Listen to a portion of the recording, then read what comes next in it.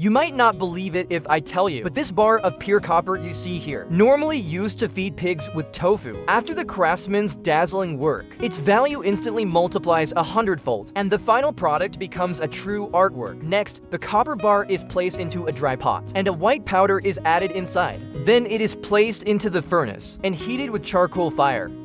This white powder not only lowers the melting point, but also helps remove impurities. Any of you know what this white powder really is? You can share your knowledge in the comments for everyone to learn. Once the dry pot reaches over 1,700 degrees, the copper bar has already melted into a red-hot liquid, looking as sweet and tempting as watermelon juice. The craftsman pours it into a pre-shaped sand mold, allowing it to form the rough outline of the object.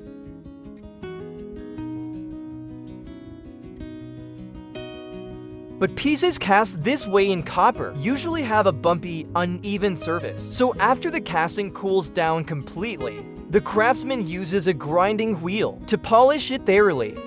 Only then can the cast piece become smooth and flat. At this point, have you figured out what the craftsman is making today?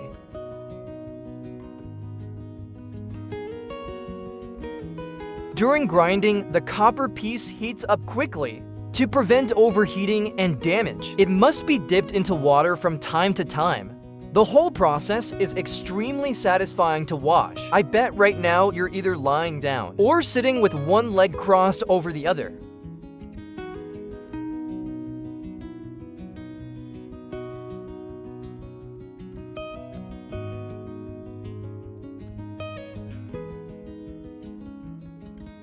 After grinding is done, the craftsman secures the copper piece in a vise, then uses an angle grinder to cut notches at equal spacing, one after another. The left and right notches alternate in opposite directions, making the whole piece look more elegant and three-dimensional.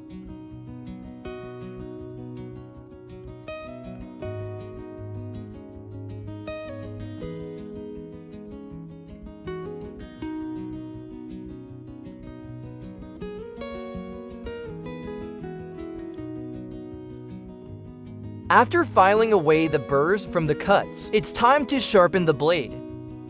The craftsman secures the copper piece firmly, then switches to the thinnest cutting disc, holding a 35-degree angle, to grind along both edges of the blade, shaping it into its final form.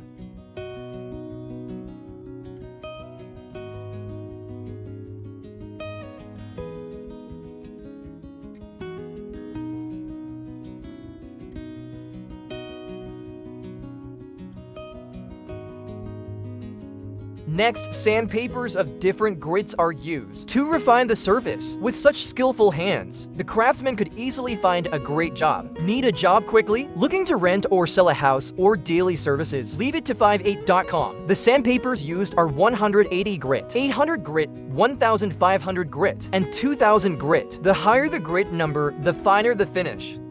Now it's time to make the handle. The material used is this block of square wood. Though it looks plain and ordinary, its value is comparable to gold. Those with expertise can probably recognize its type and worth. The craftsman carves wave-like patterns on the wood, then wraps the outside with tape, so resin solution can be poured inside. This is liquid resin.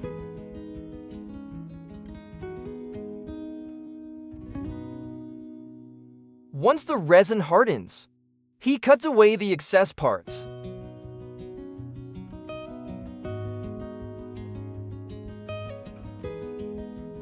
Next, the wood is placed upright, and holes are drilled with a power drill, just the right size to fit the copper tang.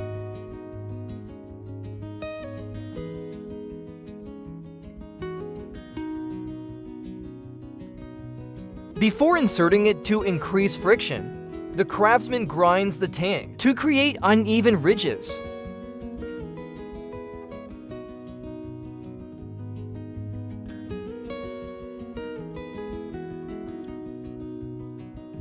Using a piece of hardwood and copper plate as a guard, he then inserts the handle onto the blade tang. Like this, the adhesive used is a special wood glue. which is 100 times stronger than normal glue. Once bonded, even chopping stones won't make it come loose. At this point, you should already know what the craftsman is making today. That's right, it's a beautiful copper sword. Of course, such a rough finish cannot satisfy a craftsman's pursuit of perfection in art. So next comes careful polishing of the blade handle, smoothing out the sharp corners to make them round and comfortable, enhancing the overall touch.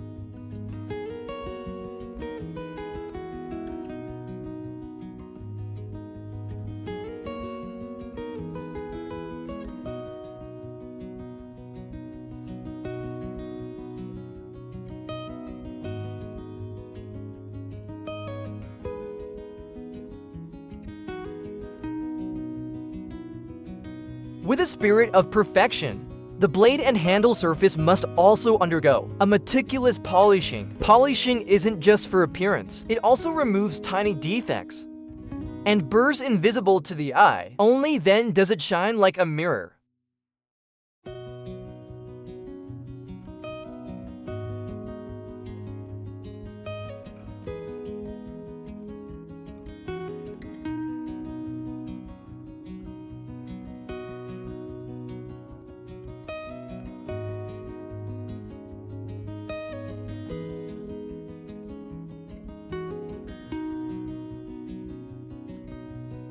By now, the making of this copper short sword is nearing completion.